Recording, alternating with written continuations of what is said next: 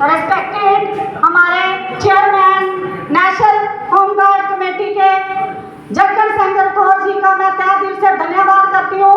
आप भी सभी तालियों के साथ वेलकम करें और हमारे अबू भाई जी, ईशान भाई जी, राबी जी, आलोक दास जी, जिनके नाम मैं नहीं जानती उनसे मैं माफी मांगती हूँ, क्योंकि ये लोग जितनी भी हमारी बहनें आई हुई है जिन्होंने इतना काम किया, सबसे पहले तो मैं उनका भी धन्यवाद करती हूँ तहे दिल से। हमारी बहनों ने भाइयों ने बढ़ चढ़ कर इस मीटिंग का हिस्सा बने और सभी को जागरूक किया। हमें किसी से विरोध नहीं, लड़ाई नहीं है। होमगार्ड एक जो शोषण हो रहा है उन लोगों का, आप ही बताओ कि एक स्टेट देश में दो कानून है, तो हम उसके लिए एक रणनीति के तहत सरकार से एक्ट संशोधन के लिए जो 6 दिसंबर 1946 से लेके आज तक उसको कहीं पूरा नहीं किया गया है, हमें अपना हक नहीं मिला गया है। उस हक के लिए हमने ये लड़ाई लड़नी है। हमें कोई किसी से कोई पॉलिटिशियन नहीं, कोई जो लोग जो इलेक्शन वाले लोग नहीं है, नहीं कुछ, तो इनका एक ही मकसद है, एक और एक कितने होते हैं 11, एक और एक कितने होते हैं 11। तो जब आप लोग इकट्ठे होकर निकलोगे, समूह बनेगा, हमारा यही मकसद है। कश्मीर से लेकर कन्याकुमारी तक 8 लाख होमगार्ड है, उनका परिवार है, कितने करोड़ों के हमारी जनसंख्या है। हमारे बच्चों का क्या भविष्य है? आपके बच्चों का आज तक कोई भविष्य नहीं है, आपका कोई भविष्य नहीं। हमारा जवान मर जाता, अभी इलेक्शन ड्यूटी में कितने जवान हमारे मर गए हैं, तो किसने उनको क्या दिया? कुछ नहीं ना दिया। तो इसीलिए हमारी लड़ाई है अपने हक के लिए। मेरे भाइयों, क्रांतिकारी बनना है, हमारा एक ही है कि हमें इसको इंकलाब लाना है, अपना हक लेना है। देखो, भगत सिंह ने जब देश आजाद करवाया था, उसने ये नहीं सोचा था कि मैं कोई राष्ट्रपति बनूंगा, प्रधानमंत्री बनूंगा या कुछ, उसने यही आजादी दी। आज जो हम लोग अंग्रेजों के काले कानूनों से छूटे हुए हैं, अपना बात रखने के लिए उन्होंने, देखो, एक छोटे से 22-23 साल का युवा था भगत सिंह, जिसने कुर्बानियां दी। आज तो इतने लोग हट्टे कट्टे 8 लाख होमगार्ड है, क्या इस होमगार्ड को गुलामी की जंजीरों से तोड़ नहीं सकते हो? जो काले कानून लगे हुए हैं उसको एक्ट संशोधन कराने में क्या आपका योगदान नहीं होना चाहिए? होना चाहिए नहीं?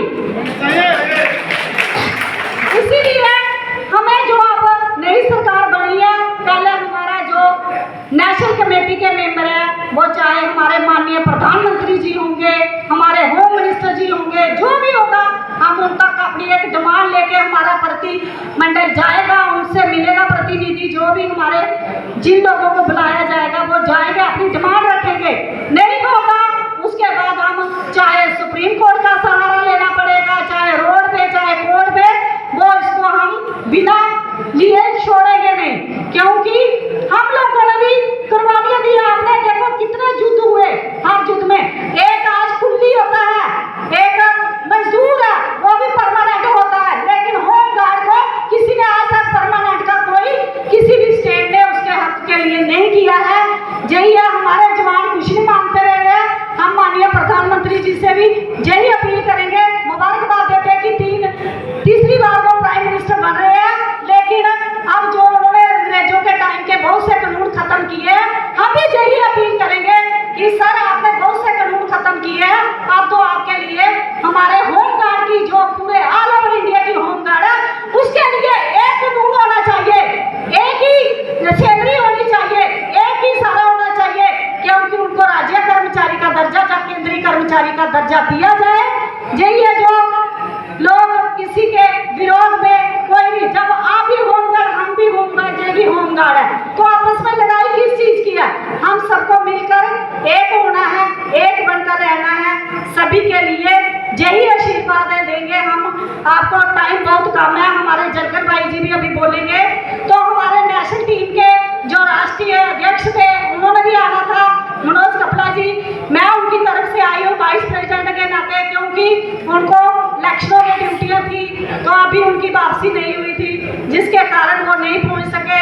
अभी हमारे राजशेखर जी और करमवीर अलेवा जी जो अभी भी ट्रेनों में हैं, लेट हो गई ट्रेनें, 10-10 12-12 घंटे लेट है। तो इसीलिए जितने भी आपके प्रतिनिधि पहुंचे हैं तो वो भी आपके लिए बहुत है, क्योंकि आपका एक सबसे पहले तो मैं असम होमगार्ड को ये मुबारक दूंगी जो आपने एक गुवाहाटी के अंदर बहुत बढ़िया प्रोग्राम रखा और जो भाई इतने दिन से दिन रात लगे हुए हैं, शान भाई जी, अबू भाई जी, हमारे रवि भाई जी और आलोक राज जी, और जिनके मुझे नाम नहीं आते हैं तो वो मैं माफी मांगती हूँ अपनी बहनों से भी, क्योंकि सभी की मेहनत है, सभी का योगदान है।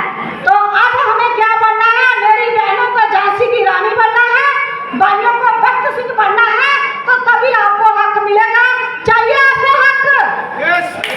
आपको वॉलंटियर टैग खत्म करना है। जो वॉलंटियर का टैग लगा हुआ है इसको खत्म करके हमने 365 दिन की ड्यूटी और पेंशन, और हमारे देखो जी एक होम गाड़ी है जिसको ना कोई मेडिकल फैसिलिटी, ना उसको कोई पेंशन है, ना उसको कोई किसी भी चीज की कोई उनको ऊपर लागू नहीं है। सिर्फ वो ड्यूटी के लिए जाते हैं तो ड्यूटी करके घर आ जाते हैं, क्योंकि पुलिस वाले की भी वही यूनिफॉर्म है जो हमारी है। बार बार हम ट्रेनिंग करते हैं, सब कुछ करते हैं।